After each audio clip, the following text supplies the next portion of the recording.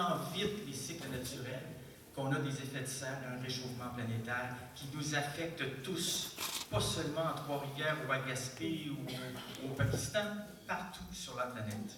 J'arrête ici.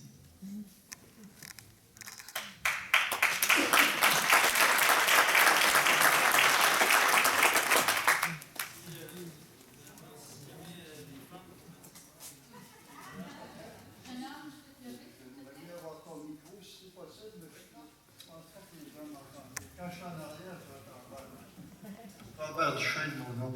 Pour corroborer ce que Marc vient de dire à propos des puits de schiste, c'est tellement vrai qu'il n'y a pas de moratoire que tout récemment, le gouvernement a même demandé une étude sur les emplois impliqués par le forage de 3600 puits de schiste dans la vallée du Saint-Laurent. Alors, vraiment, là, on nage dans la magouille constamment. Il y a 66 ou 70 000 citoyens qui ont signé la campagne « Vous n'entrerez pas chez nous ». Et on entend encore qu'il y aurait eu un moratoire sur le schisme, mais il n'y en a pas. Marc a raison, ça peut arriver n'importe quand.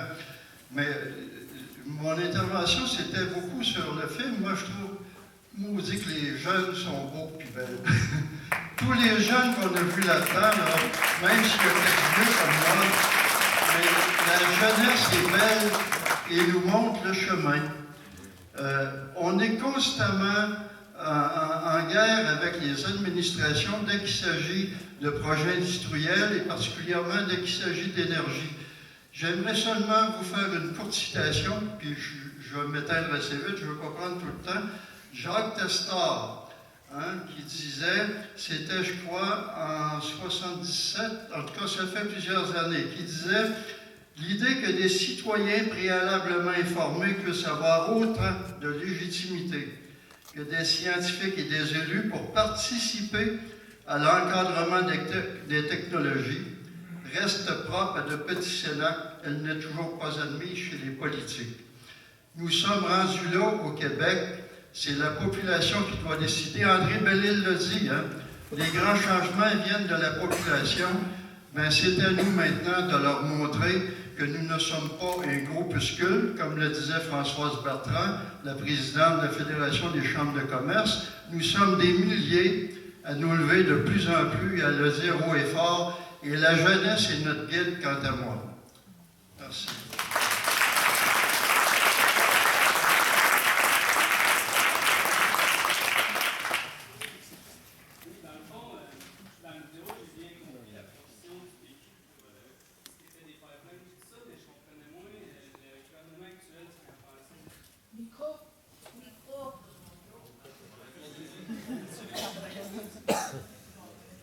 Oui, dans le fond, étant donné que ça sonne pas, dans le fond, j'ai bien compris dans le film la position du PQ face au projet des pipelines, mais je voulais savoir le gouvernement actuel, lui, ce qu'il en pensait.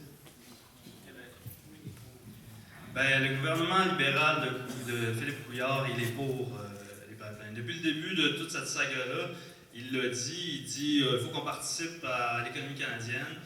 Puis même pas comme un politicien un peu futé, excusez-moi, là, mais il y a même pas, même si t'es pour, dis donc non au début, faire monter les enchères, t'sais.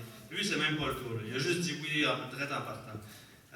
C'est ce qui a fait qu'il a fallu que le CQDE amène en cours le procédé du gouvernement pour le port pétrolier, puis ils ont eu raison, ils se sont fait donner raison. C'est parce que le gouvernement de Philippe Couillard avait donné son accord sans même avoir le droit de donner son accord avec trop peu d'informations. Et c'est ce qui vient de se passer encore une fois la semaine passée, avec encore le CQDE, le Centre québécois du droit de l'environnement, qui est d'une force impressionnante dans tous ces dossiers-là, qui a encore une fois forcé le gouvernement du Québec à demander, à appliquer ses propres lois dans le fond, et à demander à TransCanada, à exiger de TransCanada qu'il lui remette les documents pour être capable d'analyser le dossier. Mais le gouvernement du Québec avait encore une fois parti un processus d'évaluation du projet sans avoir le projet lui-même. T'sais. Fait que, tu sais, n'importe qui tu veux appliquer pour quelque chose, là, tu t'en vas quelque part dans une institution publique, tu appliques, là, ben, il faut que tu déposes ton projet avant qu'on puisse te juger, on va-tu l'accepter. Là, quand tu pars le processus de l'accepter, avant que le projet est déposé, c'est que les dés sont un petit peu pipés. Fait que tout ça pour répondre que oui, le gouvernement de Philippe Couillard est à fond la caisse dedans. Là, comme il a été obligé de mettre une injonction contre TransCanada pour avoir l'information, là, il essaie de paraître qu'il s'oppose à l'affaire, mais il ne faut pas se compter de pipe. Il s'oppose à Anticosti parce que c'est le Parti du Québécois qui avait mis ce projet-là de l'avant. Alors là, il essaie de se faire passer pour vert, pour après ça laisser passer TransCanada puis les pipelines au Québec. Alors, on a des lever par les forts, s'il vous plaît. Alors, on en a 3 là dans le même coin. Alors,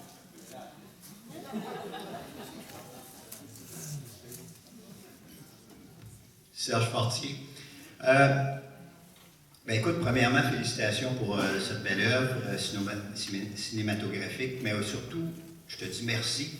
Merci de faire paraître des gens qui sont dans l'ombre trop souvent, qui mettent des efforts bénévolement, qui n'ont aucun pouvoir, si on veut, individuellement, les citoyens. Mais collectivement, on peut changer les choses. C'est important, justement, de les mettre en évidence parce que les citoyens ne sont pas là pour faire le trouble. Ils ont des familles à faire vivre. Ils cherchent aussi à fabriquer une économie qui est viable au Québec, mais pas à n'importe quel prix. Et puis, il y a toujours un envers à une médaille. Puis l'industrie et le gouvernement ont comme toujours tendance à regarder qu'un côté ou à nous présenter qu'un côté. Et les gens qui s'attachent à des clôtures comme la petite jeune, que je trouve fantastique, qui, elle, cause des chances d'avoir un dossier judiciaire, un casier judiciaire pour l'acte qu'elle a fait, mais c'est comme ça que tu arrives à te faire voir, à déplacer des médias. Je suis bien placé pour le savoir aussi, pour ceux qui me connaissent. Alors, mais vous savez, là, actuellement, pour être dans le moment présent, les autres provinces, en particulier l'Alberta, mettent la pression sur le Québec pour nous faire sentir cheap, de bloquer un projet qui pourrait permettre, si on veut, de valoir, qu'on vale de la péréquation, si on veut, qu'ils nous envoient des choses comme ça. Là, ils nous font sentir cheap. Mais vous savez, moi, je connais, juste une petite histoire, là. Moi, je connais une famille agriculteur, entre autres, que le père avait une dizaine d'enfants. Puis un de ses enfants a décidé, lui, pour faire de l'argent, de mettre quelques plantes bizarroïdes dans le champ de maïs. OK? Puis là, le père s'est rendu compte, écoute, c'est pas mal payant cette affaire-là, fait qu'il se met du même bord que le fils, puis ils se mettent à produire des plantes bizarroïdes, OK? Des affaires illégales. Puis là, ben, voyant que ça marche bien, ça aidait à faire vivre la famille, il a décidé, le père puis l'autre fils, de vouloir embarquer les autres enfants dans la gamique. Puis il y en a un qui s'est révolté, il a dit non, moi là, ça ne fait pas partie de mes valeurs, il n'est pas question que j'embarque dans ce game-là. Est-ce qu'il a bien fait, celui-là, de faire valoir ses valeurs? Sûrement. En tout cas, moi, c'est ce que je fais. Actuellement, le Québec, c'est un des enfants du Canada. Puis le gouvernement fédéral fait de la pression le père, ça, si on veut, OK, comparé au père. Puis l'Alberta, c'est le frère qui a foutu des plants de potes dans le champ. OK? Puis il essaie de nous faire avaler qu'il va falloir accepter ça sous prétexte qu'à quelque part, on fait partie de la même famille. Oubliez ça. On a le droit d'avoir nos propres opinions. On a le droit d'être une société distincte. Puis pour être une société distincte, ça commence d'un choix qu'on fait. Puis les choix énergétiques sont drôlement importants actuellement. Alors, on a le droit d'être différent, puis de vouloir autre chose, puis on va faire marcher une économie correctement.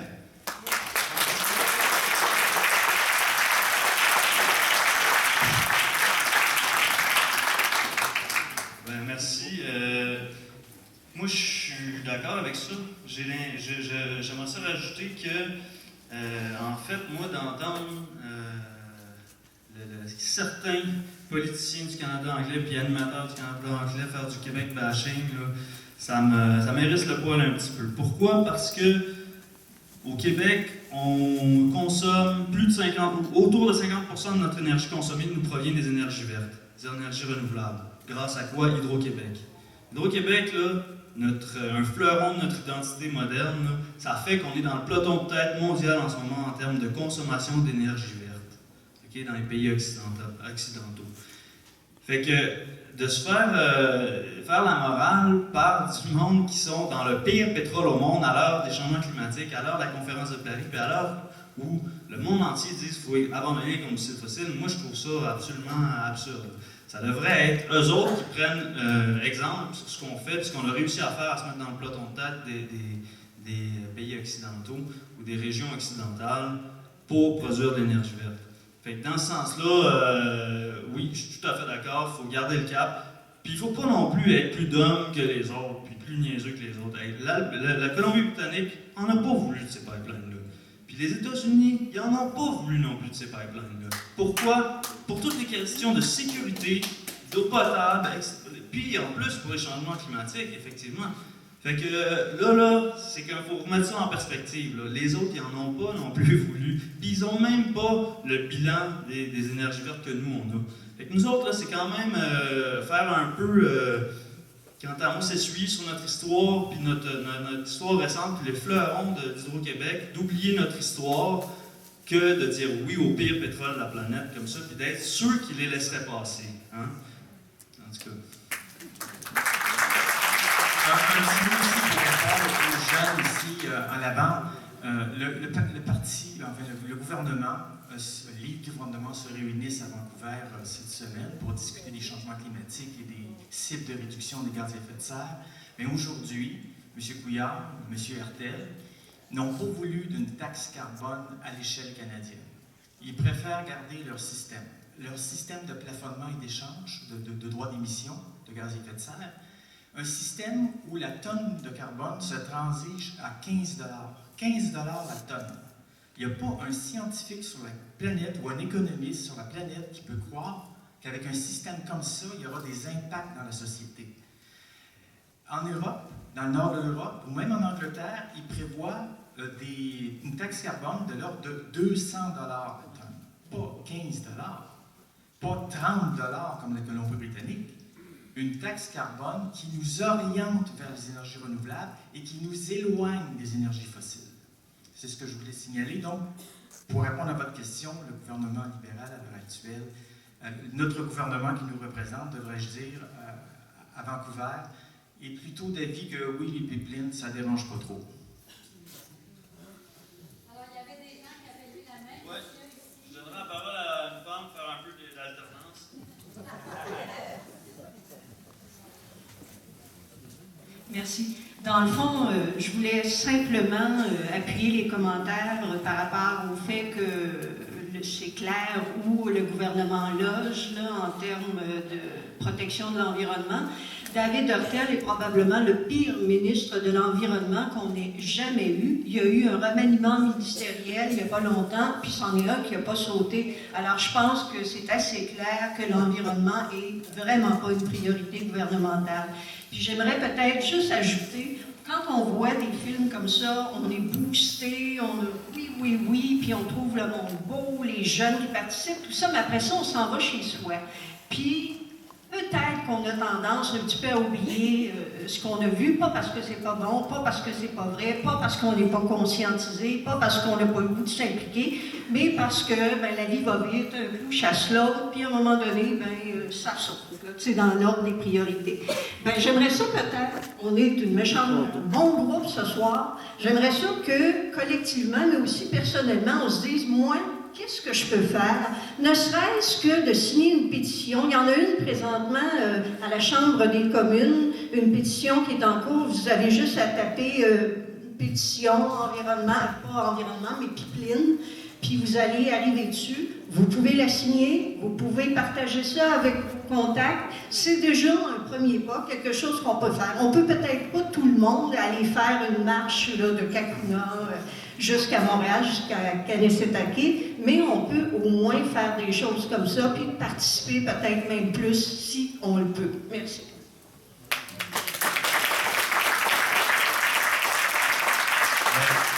Évidemment, moi, s'il y a bien quelque chose qui est ressorti de cette expérience-là, de ce film-là, c'est justement l'idée que tout le monde peut faire quelque chose, puis aujourd'hui que tout le monde doit faire quelque chose. Puis exactement comme vous dites, on n'a pas besoin d'aller s'enchaîner comme elle dit ça à une clôture toute la gang. On n'a pas besoin tout le monde d'aller en politique active. Présentez-vous pas en politique.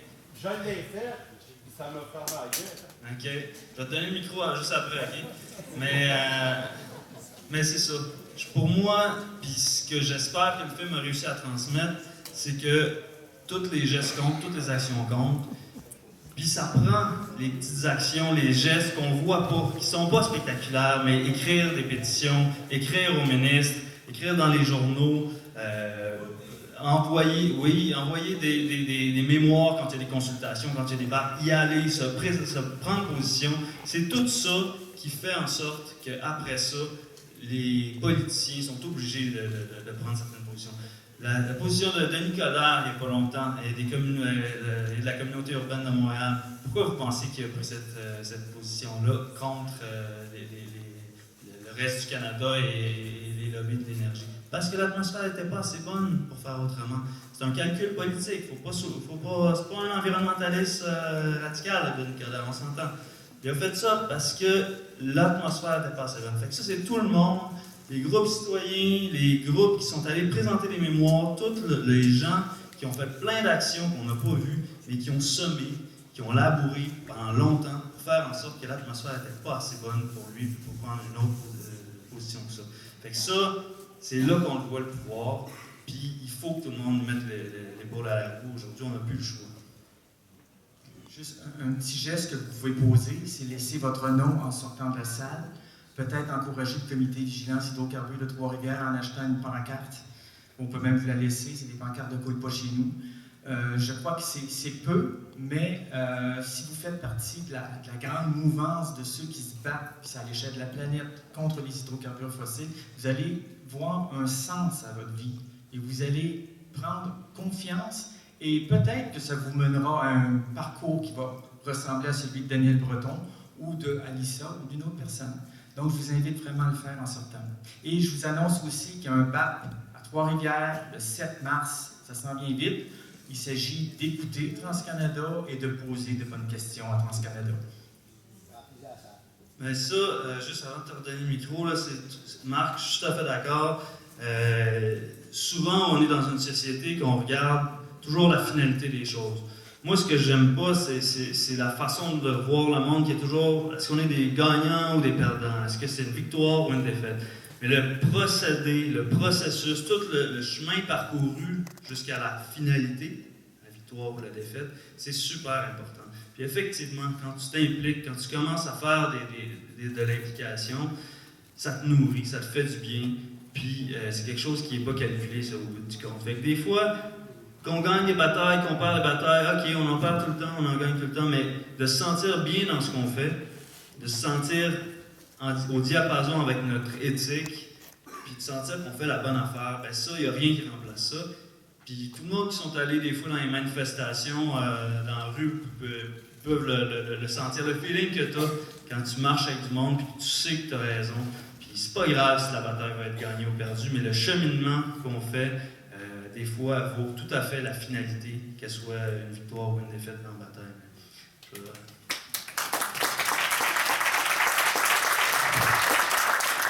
Juste un petit mot pour vous dire, vous n'avez pas idée du pouvoir que vous pouvez avoir dans les sièges dans lesquels vous êtes. Et je m'explique rapidement. Pouvoir et démocratie. Il y a des années, et pendant des années, j'ai été activiste et j'ai fait naître la cellule de la région de la Beauce pour les batailles contre les gaz de schiste, et ainsi de suite, parce que la Beauce aussi était clémée, entre guillemets. Donc, je suis devenu assez populaire dans ce coin-là, pour qu'en 2012, qu'est-ce qui se passe dans ce temps-là? Ceux qui ont le pouvoir approchent les gens qui ont de l'influence sur le peuple. Donc, j'en avais à cette époque-là, dans cette région-là. Donc, j'ai embarqué avec la vague de Daniel Breton. J'étais dans la même gang que lui. Et puis, quand il s'est passé ce qui s'est passé avec Daniel, quand il est devenu comme pas mal une cible de choix, on a vu ce que ça a fait. Ce matin-là, je me suis dit que je suis donc bien content de ne pas avoir été élu en 2012. À ce moment-là, je dirais aussi, j'étais en démarrage d'entreprise en efficacité énergétique. Le fait de me lancer en politique j'ai suicidé mon entreprise. Donc, tout le pouvoir que j'avais avant la période d'élection de 2012, je l'ai tout perdu. C'est pour ça que je vous dis, vous avez un pouvoir plus grand que vous pensez.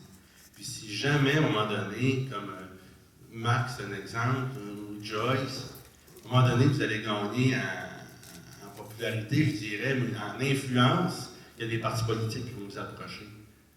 Si ça vous arrive, refusez. Oui, c'est justement, c'est André Bellil qui dit dans le film, Daniel, il y avait plus de pouvoir avant d'être élu. Puis c'est exactement ce que les partis politiques souhaitent faire. Quand ils voient qu'il y a des gens qui se démarquent, ils les embarquent pour ensuite avoir un pouvoir sur eux. Et là, le pouvoir. Et à ce moment-là, le pouvoir qu'on avait, on le perd. Sauf qu'on a des David Hurtel comme ministre dans les années. On est des gens intelligents, là, sinon on va tous avoir que des cons tout le temps.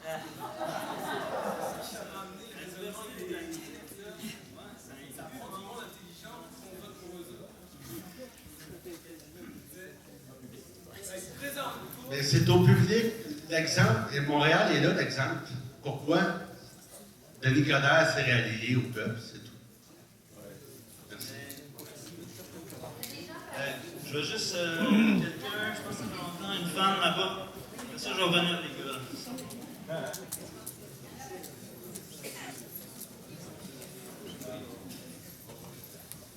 Donc,